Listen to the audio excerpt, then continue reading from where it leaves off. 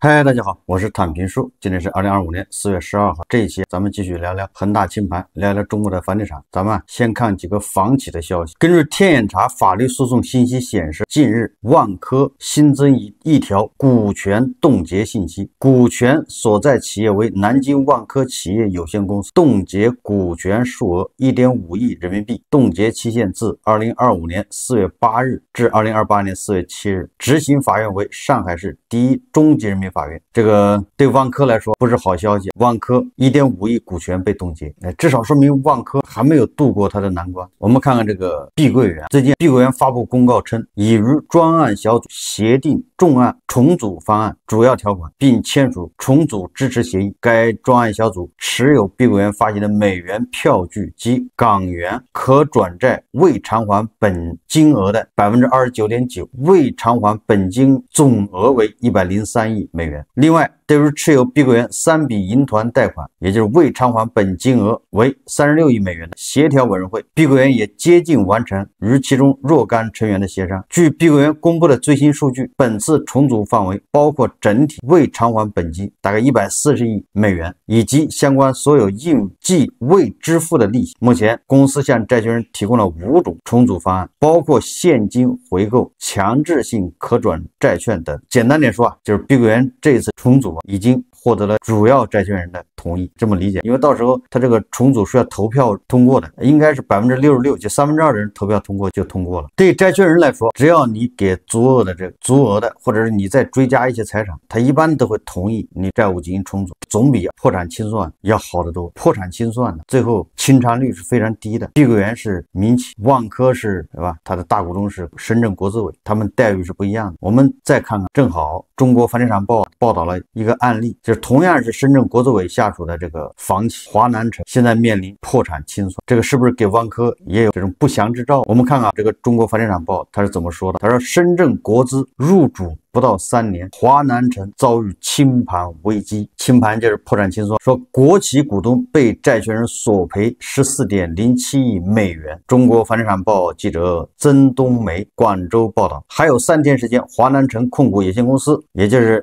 简称华南城，代码是01668，便将迎来清盘呈请的首次聆讯。提出清盘呈请的是花旗国际有限公司，也就是花旗国际，原因是华南城未能偿还2024年4月到期的约 3.06 亿美元欠款。根据华南城近日披露的经营业绩，2024年该公司录得上市以来首次大额亏损，规模净利润亏损是90亿港元，期内还有157亿港元的借款已违约，期末现金及现金等价物仅 0.4 亿港元。核数师也就是审计师对这份财报无法表示意见，也就是你这个财报我啥也说不了。在此之前，花旗国际已采取措施向华南城大股东追债。2024年6月，该公司向香港高等法院起诉深圳市特区建设发展有限公司，也就是特区建发，以后者违反了为华南城美元债展期签订的维好协议项下的义务为由，申索不少于 14.07 亿美元的赔偿。你看人家找了你的大股东，就是特区建发，这个特区建发你就把它理解成深圳地铁就完了。成为对于华南城单一最大股东不到3年时间的特区建发而言，这是一次始料未及的危机。一位投行分析师对中国房地产报记者表示，一旦法院颁令清盘，特区建发所持的股权价值将大幅缩水。若判决特区建发履行维好协议的义务，那么该公司将面临沉重的偿债压力。关于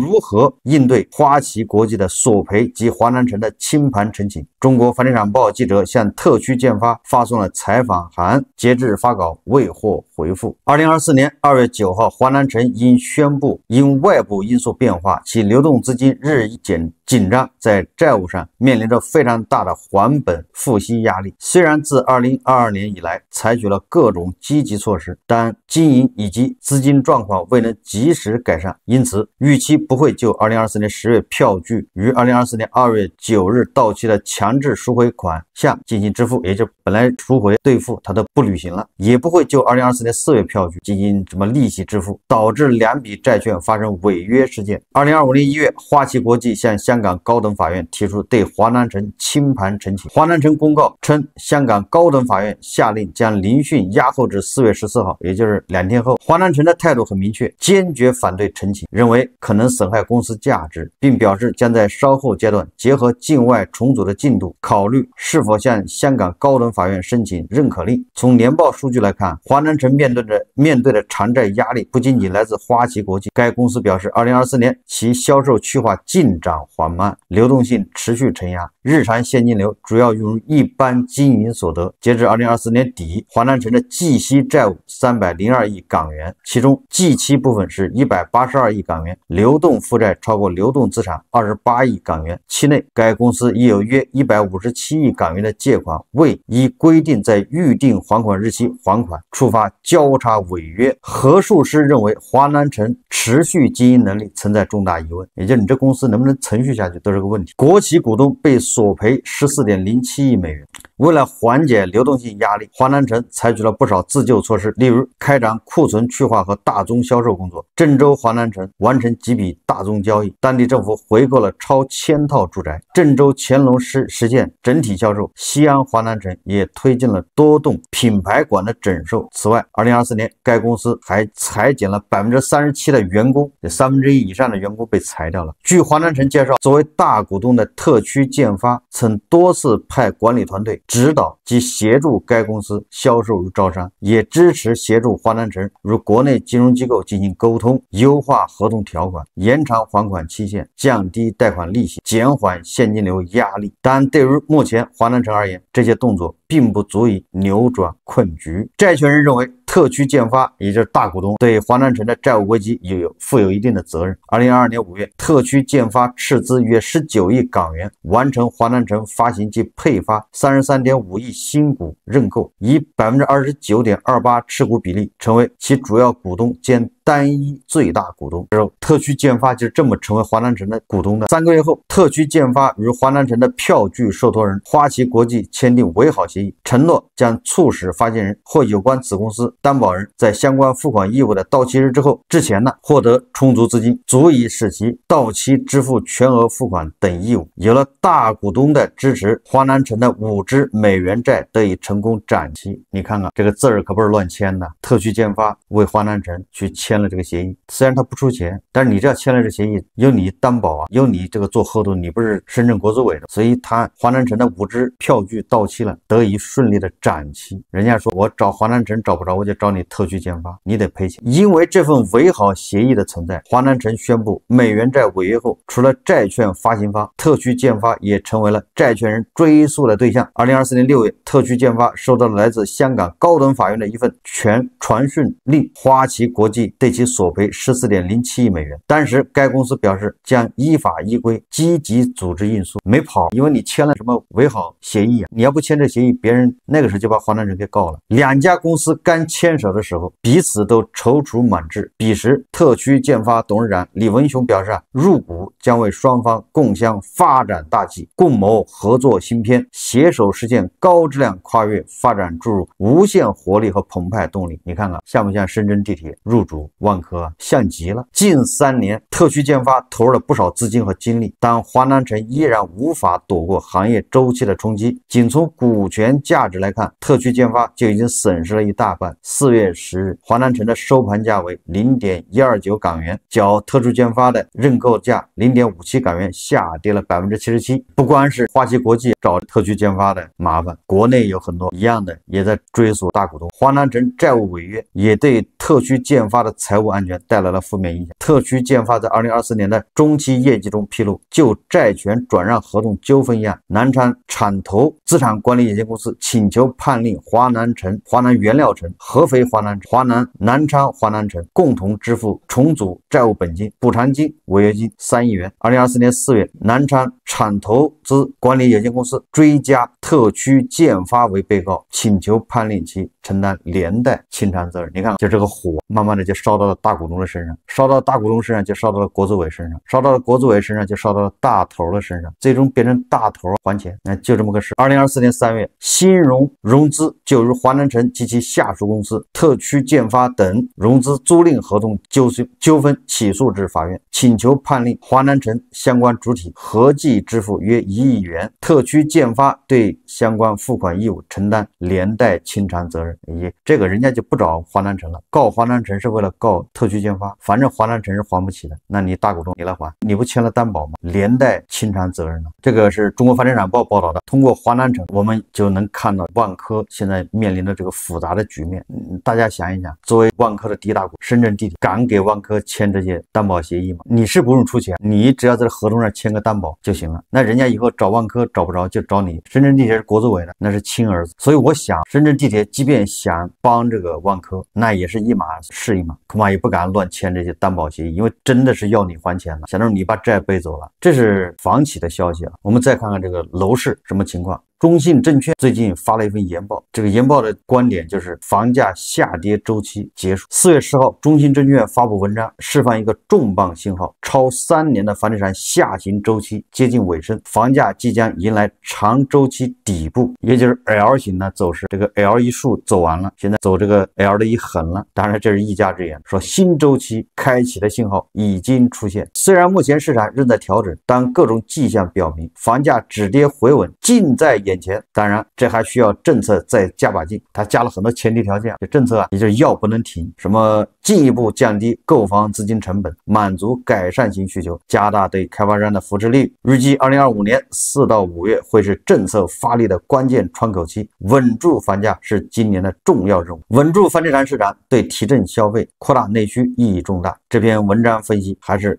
从房地产这个角度来说的。我先不说这个中信证券它的观点对不对，一个常识是咱们的房地产这个结构性矛盾。你看，从没钱人来说，你看看这个有钱人的房子改善性的，对吧？比如上海、成都那个豪宅，那价格还在涨，它就不存在什么房价下跌周期什么之类的，那都是日光盘，一开盘就没了。你要看那些豪宅、改善性住房，就根本就没有房地产低迷这事，哇，有点过火了。但是你要看3、4线城市，那房子就一套都卖不动，一潭死水。所以你看，从普通的刚需、韭菜刚需到豪宅，这是不是结构性矛盾？你同样以上海为例，豪宅日光，但是你看外环外的房子它就不好卖，去化非常慢。上海周边的南通的房子就卖不掉，你几十万一套没人买，这不就是结构性矛盾，对吧？还有一个就是大城市，比如说1线城市，总体来说这个房子相对稳住了。但是你说3、4线城市，你说鹤岗，你说很多省会城市，他们能稳住吗？所以咱们是个叫结构性矛盾。我们再看看这个21世纪经济报道，他报道的，他说上海几个新地王正在开盘路上，来看看这波楼市热度能维持吗？大家看视频。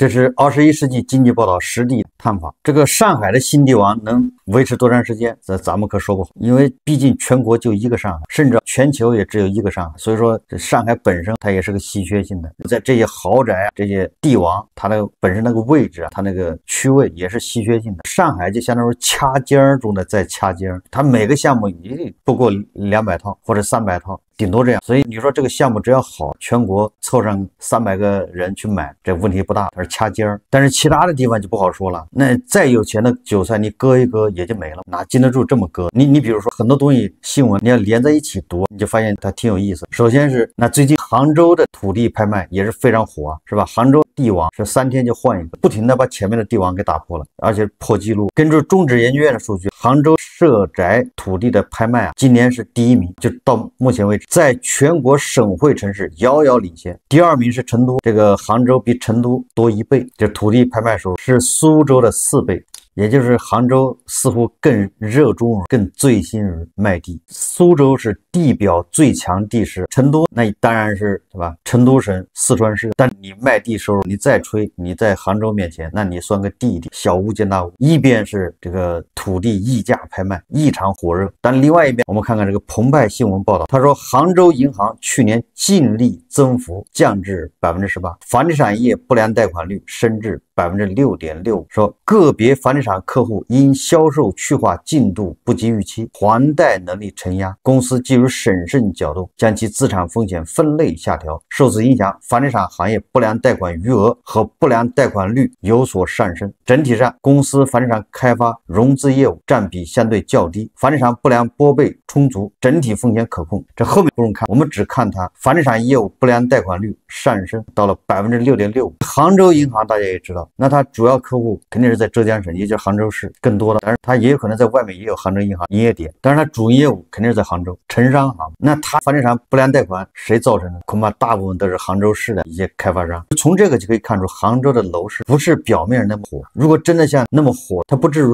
不良贷款率还会上升。所以你看，这就是个矛盾现象，一边是土地拍卖异常火爆，炒房子的非常兴奋，一边是银行的房地产不良贷款在上升。也这场狂欢它还能坚持多长时间？刚才说到苏州卖地是杭州的1/4。苏州新闻报道说，园区人才房票给力，楼市小阳春势头强劲。说这个苏州记者今天从苏州工业园区规建委获悉，1到3月园区新建商品房成交情况超预期，3月单月网签面积环比增长6.7倍，人才房票政策实施3个月，累计发放房票212张，带动住房消费合同总金额7.9亿元，其中政府补贴资金2658万元，以精准直达人才群体，市场活跃度显著提升，楼市小阳春势头强劲。这个新闻的意思但很长，总之苏州通过人才补贴已经发放房票212张，已经补贴了2658万元下去，结果就是什么？结果就是3月这个网签面积比2月增长6.7倍，也就是这个刺激管用了。你真的给买房的人补贴钱，而不是这个降首付，降点利息，降点契税，你真金白银的给人补贴，那你只要补贴到位，还是有人愿意买的。最近有很多媒体在报道什么关于提前还贷受限现象，这个有一阵子好像大家没怎么提了，最近很多媒体也开始报道了，说这个业主房奴一咬牙一跺脚，勒紧裤腰带攒的钱去提前还按揭，但是受到各种刁难，也就是受限。这个第一财经报道，他说部分地区提前还贷受限的背后，银行住房按揭贷款业缩水。这个也很有意思，你银行住房按揭贷款业缩水，或者你就不让业主提前还按揭贷款，说明这个银行想赚钱想疯了，银行背的 KPI 也很累。近年来，随着居民对降低负债成本的需求增加，以及经济环境的变化，越来越多的房贷借款人选择提前还款。然而，最近不少购房人反映，部分银行近期对提前还款的金额、次数以及线上还款渠道进行限